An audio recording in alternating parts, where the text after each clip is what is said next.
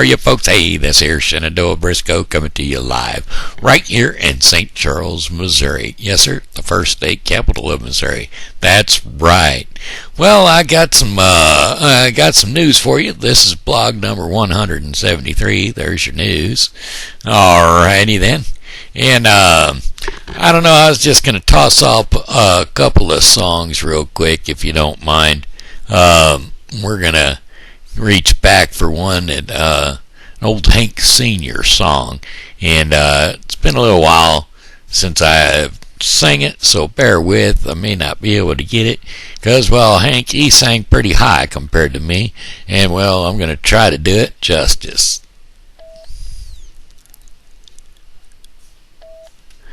Elijah was a wooden Indian. Wait a minute. A stupid thing came up, and I want to minimize you because I might turn you off and have to restart, and I don't want to do it. Been doing it too many times lately. Alright, we're going to minimize, and we'll do this again. Elijah was a wooden Indian standing by the door. He fell in love with an Indian maiden over in the antique store. Elijah, who just stood there and never let it show, so she could never say yes or no. He wore his Sunday feathers and held a tomahawk. That maiden wore her beads and braids, and he hoped that someday he'd talk. Elijah, whoa, too stubborn to ever show a sign, because his heart is made of knotty pine. Poor old Elijah, he never got a kiss. Poor old Elijah, he don't know what he missed. It ain't no wonder that his face is red. Elijah, that poor old wooden head. Elijah was a lonely Indian, never went nowhere. His heart was set on the Choctaw maiden with the coal-black hair. Elijah, who just stood there and never let it show, so she could never answer, let it yes or no. And then one day a wealthy customer bought the Indian maid and took her so far away, but old Elijah stayed. Elijah, whoa, just standing there as lonely as he can be, and wishing he was still an old pine tree. Poor old Elijah, he never got a kiss. Poor old Elijah, he don't know what he missed. It's any wonder that his face is all red. Elijah, you poor old wooden head. Elijah, who just standing there as lonely as he can be, and wishing he was still an old pine tree. There you go. I'll tell you what, that there was a good song, and I do so say myself. Let's see. That there Elijah was written by Fred Rose and Hank Williams Sr., and it was released in 1953. That's right. That's what I said. I was reaching back a little ways because, well, I'll tell you what, I wasn't around back then. But, hey, you know what I'm saying? I just figured I'd throw it out there for you. I hope I done it justice. I really wanted to.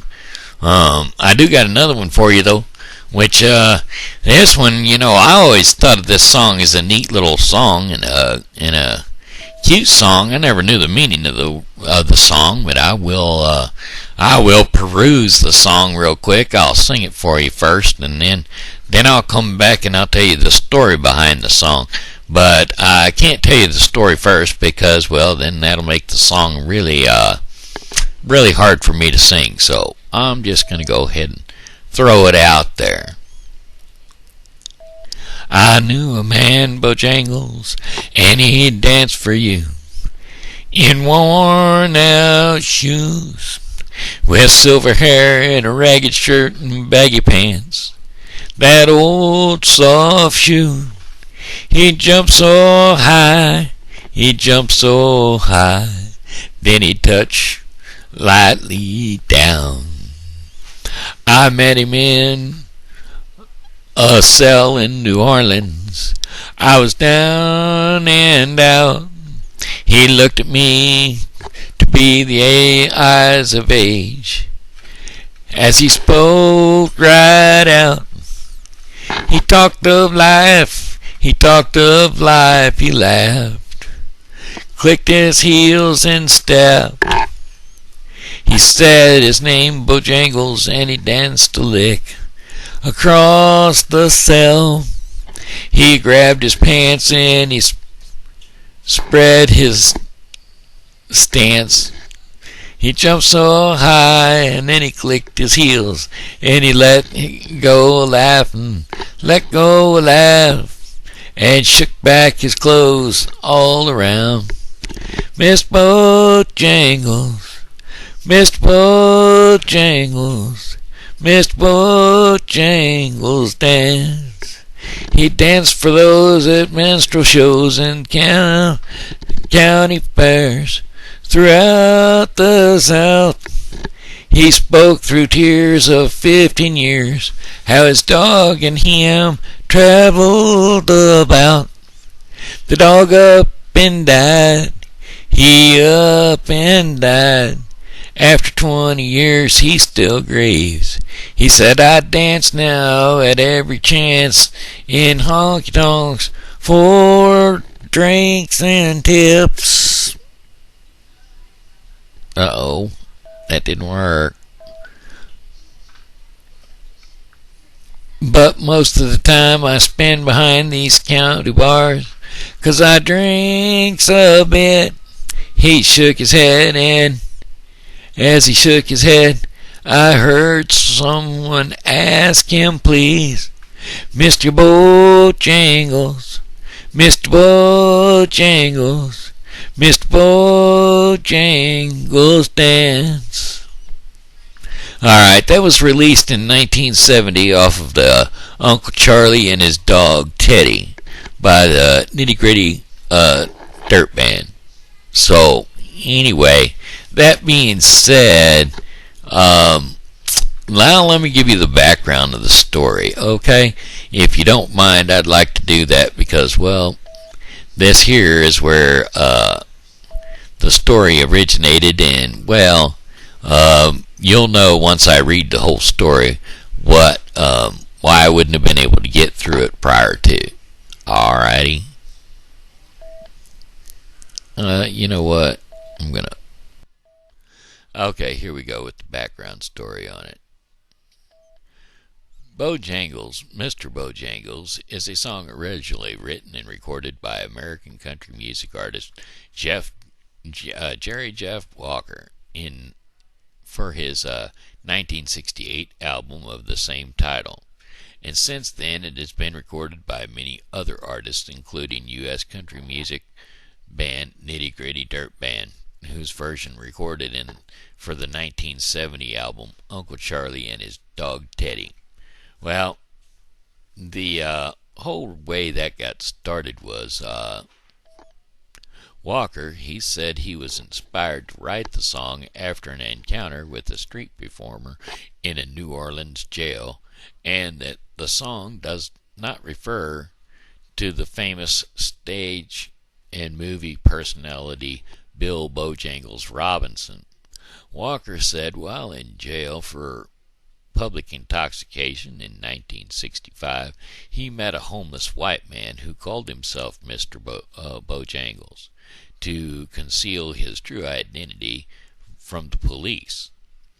He had been arrested as part of a police sweep of indigenous people that was carried out following a high-profile murder.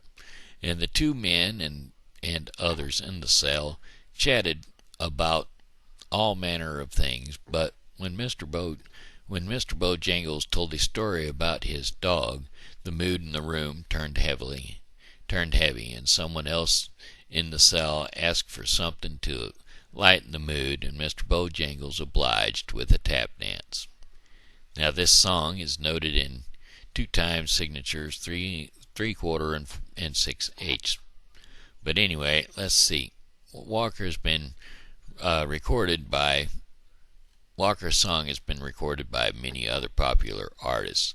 Now that's not where I want to leave this, though. I want to get more of the background story, because there was an interview done with the Nitty Gritty Dirt Band.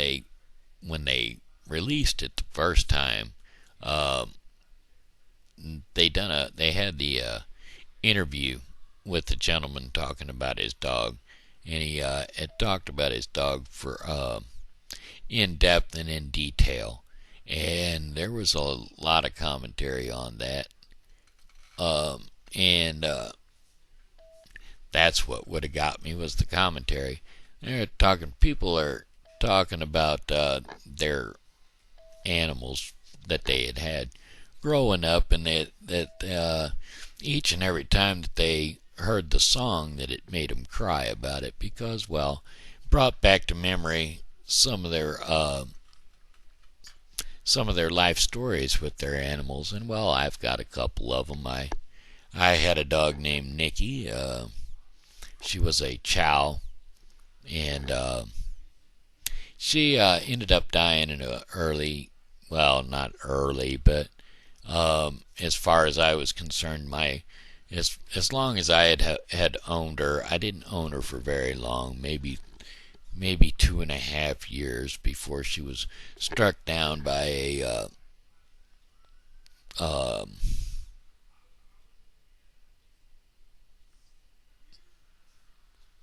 cable company truck.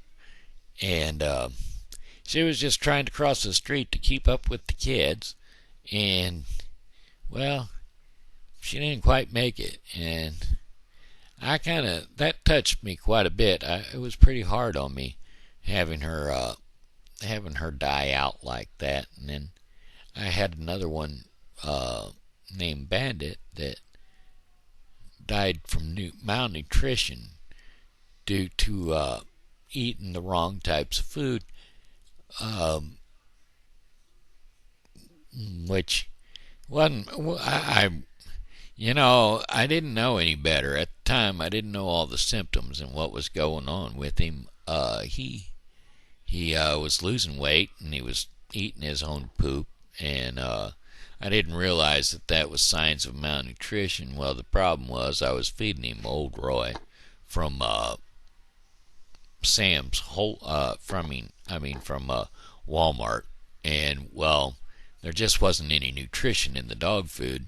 And come to find out later on, and, well, Bandit, he just didn't quite make it, ended up taking him to the vet, and I had to apologize to my ex-wife for that one, because I thought she was kind of abusing the dog, because he kept losing so much weight, and his eyes looked like they were black and blue and stuff like that, and I just couldn't understand what was happening with the dog, and it was really scaring me, and it really bothered me, and well, we ended up taking him to the vet just to turn around and save his soul, maybe, and I think they put him to sleep, and that was good for him. By the time that they had gotten around to it. So anyway, that was the background story on Mr. Bojangles. It was more of a song about a gentleman that sang and danced to cover his sorrows due to the fact that he had missed his dog for some 20 years. Anyway, that being said, that about wraps it up for me tonight. Sorry to bring a damper down on it, but hey, one of these days, some of these days you just feel a little nostalgic about things, and you just got to go ahead and put them out there. And so, anyway, that was it. That's it for tonight. So, this is Shendo Briscoe saying hello and how are you? And you know, God loves you, and so do I. So, be blessed and have a great day, and I'll see you tomorrow. Alrighty? Well, alrighty then.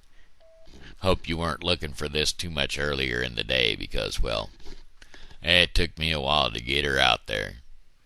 Alright. Have a great night. Bye-bye.